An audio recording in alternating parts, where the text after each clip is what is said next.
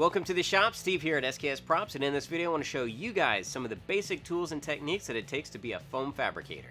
Now, for those that are not familiar with my particular work, I am a multi-award winning foam smith. I love foam, and I love it so much that I developed my own line of high-density foam products specifically designed for prop and costume fabrication. Blick and I partnered up not long ago, so they carry my HD foam, foam dowels, and the ever-popular foam clay online and in select stores. This particular video, we're just going to go over the basics of the different tools you need and different techniques to get you started on your journey to be a foam smith. So let's kick things off by talking about the material itself. Blick will be carrying my HD foam in thicknesses of 2, 6, and 10 millimeter. Those sheets are 24 inches by 60 inches, so that is a lot of material to be able to craft with. Now, if you haven't used EVA before, I am a huge fan of it because it's an extremely versatile material, but it's also very, very light. So it's great for cosplay and for props because it's con-safe. You can carry it around all day. Now, the things that separate my HD foam from a lot of the others that are out there is that it is a high-density foam, so it cuts and it sands beautifully. The other thing that's great is the fact that it's light gray, which means you do not have to use markers on this to transfer any of your templates. You could use a ballpoint pen or pencil, which is going to make your templates a lot more accurate. Now, along with my HD foam sheets, Blick will also be carrying my HD foam dowels. The dowels will be round, half round, and bevel. They'll come in sizes of 10, 15, and 20 millimeter. There are 2 of them per pack, and each one of them is 36 inches in length. Now, this is going to give you an opportunity to add some really quick and easy details to your costumes and props. And last but not least, we have the ever popular foam clay.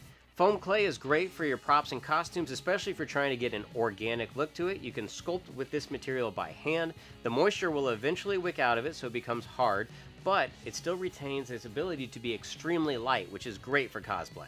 Now that you have your character or prop references ready to go, you need to start thinking about construction and your templates. Now, there's a couple different ways to do templates. There are websites out there that will have PEP files available, which are computer-generated files that you can download and put together like a puzzle piece. You could also do it a lot more traditional, which is typically what I do. I hand draw most of my templates because I do a lot more custom creations. So if you're doing that, I prefer to use Bristol board. Bristol board is like a thicker cardstock, but it holds up really well for doing templates because you can actually hold it up to your mannequins, duct tape dummies, or a friend to get all the armor situated that you need. Now, this is a shield that I had done. That was a custom creation, again, drawn onto the Bristol board. You can see the back of it, though. I've done a lot of different iterations where I've changed it. And that's going to happen. You know, when you're doing these types of templates, you got to still take into consideration the thickness of the foam. So a lot of times they change. But it's great to have a starting point with your build. Before we talk about some of the basic tools to use, one thing I want to bring up and that I feel is very important is safety.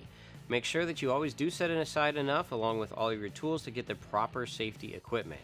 That includes eye protection. I prefer ones that are shatterproof.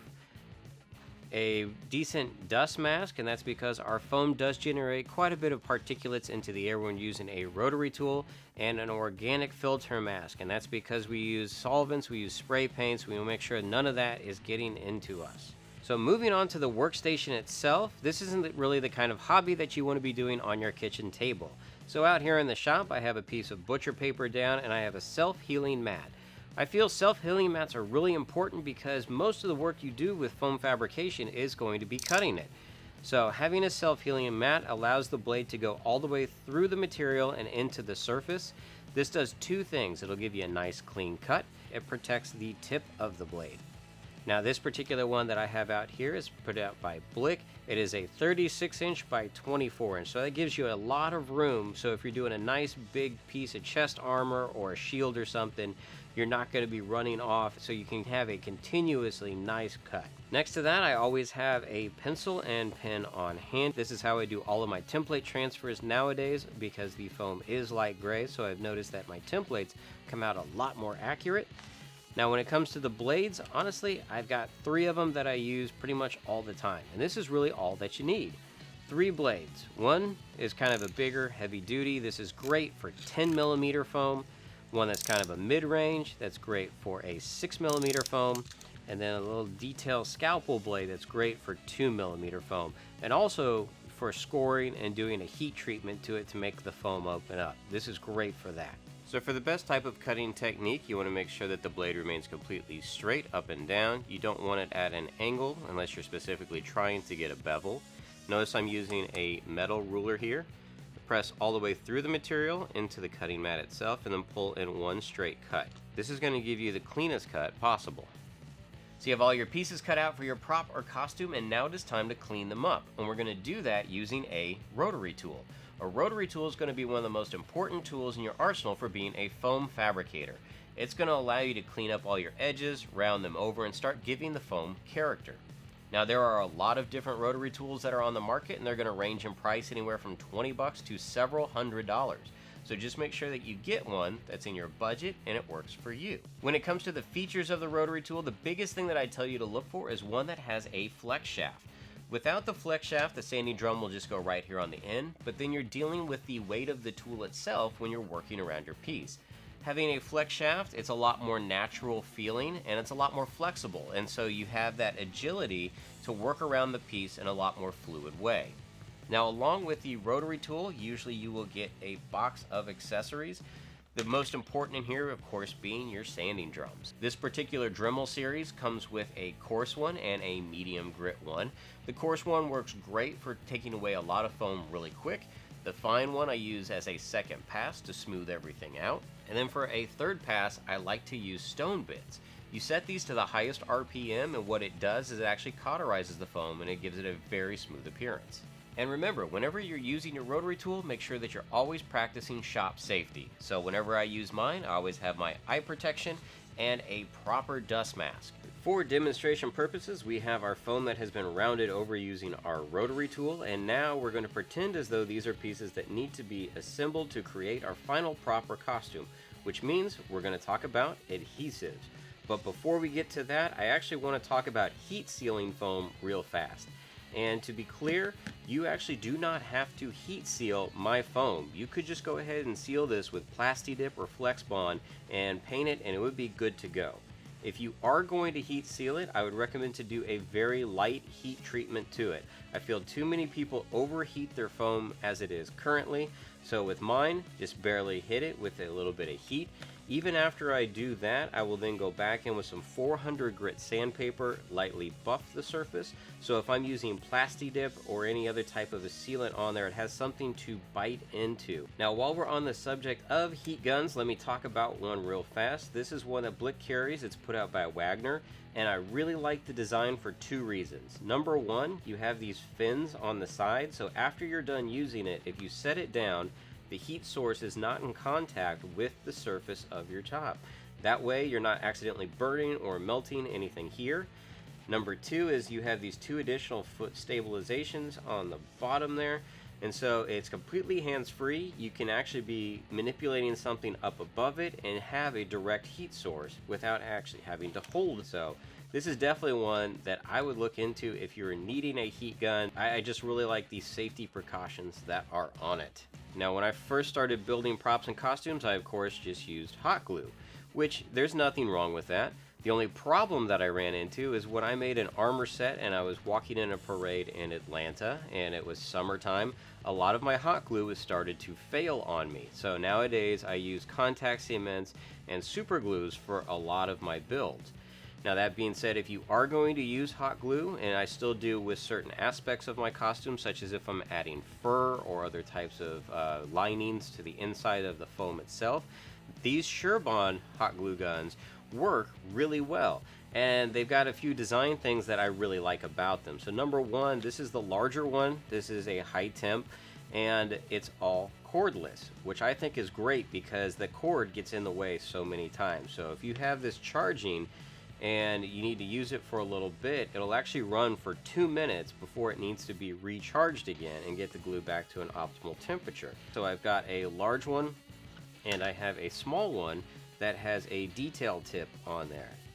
So if I'm wanting to make sure that some of the small wires that I'm using inside of my masks or costumes aren't going to be moving around, I like to use the little detail one to make sure that I'm just not getting hot glue all over the place.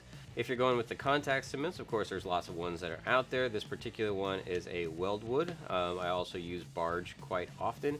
And then as far as your super glues, you have lots of those to choose from as well. So when it comes to putting together pieces like this, a lot of times I do a double adhesive method, where if it's a large piece, I'll do contact cement for the majority of it, and then I use super glue around the perimeter, and that way I'm making sure that if one glue fails, the other one will actually step up in its place. So when it comes to gluing sections together like this, like if I had these two smaller pieces, what I like to do is actually take a pencil, mark where that one is going to be on the front and on the back. That way I'm not overusing my glue in areas I do not need it. And just for this particular instance, I'm going to use the super glue just because it's not a large piece. I usually use the super glue when it comes to a lot of the smaller detail pieces just on its own. So that is now going to be set. That's really not going to go anywhere. Even if you were to bend this, you can tell there's still a lot of strength with that super glue holding these together. But I've used all different types of adhesives so far on my foam, and I have not found anything that hasn't worked yet. Now that we have our foam pieces cleaned up and assembled, we can start thinking about sealing it. And there's lots of different types of materials that you could use to seal your foam. You could use white glue or Mod Podge. Me personally, I like brands like Plastidip and Flex Bond. Both of these work great because if your armor is to ever get crushed, you can use a heat gun and it will actually pop back out without distorting the surface. Now the big difference between these two, Plastidip is not really safe to use inside. You want to make sure to use this in a well-ventilated area. If you're going for a non-toxic version, Flex Bond is great because you can add your acrylic paints directly to it and apply that to the foam. So you have your completed proper costume. It has been sealed and is ready for paint. Now painting is an extremely important step because you could have an amazing prop and a poor paint job and it could ruin it. You could have an okay prop and a stellar paint job and it will look great. Now when it comes to me, I usually like to do a primer base on top of the Plastidip. So I'll do a rattle can of a primer, usually in a black or in a red, and that just gives it a nice base for whatever colors you're going to be building up on top. Now as far as the layers after that, there are a couple different ways that you can go. You could airbrush or you could hand paint. Me personally, I like to hand paint most of my stuff, but I was an illustration major, so I've been hand painting all my life. I have friends that all they do is airbrush, and there's no right or wrong way, it's just whatever works for you. If you do airbrush, I prefer ones that have a dual action, which means that you're able to press down to get the air flowing and you pull back, and that sends the paint out. So when it comes to hand painting your props, of course, brushes are key, and there are a ton of them to choose from. But if I had to just tell you a couple to put in your paint box, the ones that I would choose to go with would be a 1-inch mop brush, a 1/2-inch flat brush, a number 8 filbert brush, a number 4 flat brush, and a detail brush. You can paint just about any proper costume using these types of brushes. Now I know that's a lot of information to take in all at once if you're new to this hobby, so let's take a look at some of the practical applications of putting all those techniques together to make one build.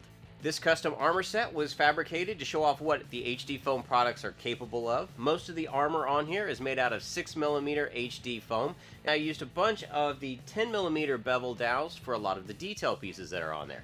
The shield is made out of some 10mm HD foam and 15mm bevels on there. I also used foam clay to fabricate all the horns on the armor. Now that technique was accomplished by using tin foil as a base and then skinning it with the foam clay. That way I didn't have to use as much material and the horns are more structurally sound. To fabricate his weapon, I used a PVC pipe for the main understructure and then skinned that with some 2mm foam. I also did the same wrap for the handle. The top is made out of 10mm foam pieces. Now because I used the PVC pipe as a main structure, I could then use the couplers and make it so the entire piece breaks apart so I could take it to conventions all around the country. After the fabrication on this guy was complete, I sprayed it with 2 coats of Plastidip to protect all the foam armor pieces. After that had been allowed to cure properly, I then sprayed it with a rattle can hammered metal. Then I go in and I start hand painting all the details. Now on this particular guy, I used a lot of the Utrecht and Liquitex brand heavy body acrylics. I specifically use heavy body though when I do any of my pieces. I actually don't seal any of my props or costumes once they're done. I let the paint speak for itself. Really allows to that luster and shine that you see in a lot of these pieces. Now this entire armor set, including the weapon, weighs less than 10 pounds, which is great because Scott had to walk around New York Comic Con with it for hours, but he said it was actually one of the most comfortable costumes he's ever had to deal with. Well guys, that's my basic intro into the tools and techniques needed to become a foam fabricator. The cool thing is, almost all the tools that are seen in this video can easily be found at Blick Art Materials, including my HD foam line. which means Blick is quickly becoming the one-stop shop for cosplay. Now, if you guys enjoyed this video and you want to see more tips and tricks that are prop and costume related, head on over to sksprops.com, because on my website I have full build threads and videos of almost every single costume that I've ever created. And if you guys are using HD foam or any of the materials from Blick, be sure to tag us on Twitter and Instagram, because we love seeing the progress. Until next time, thanks for stopping by.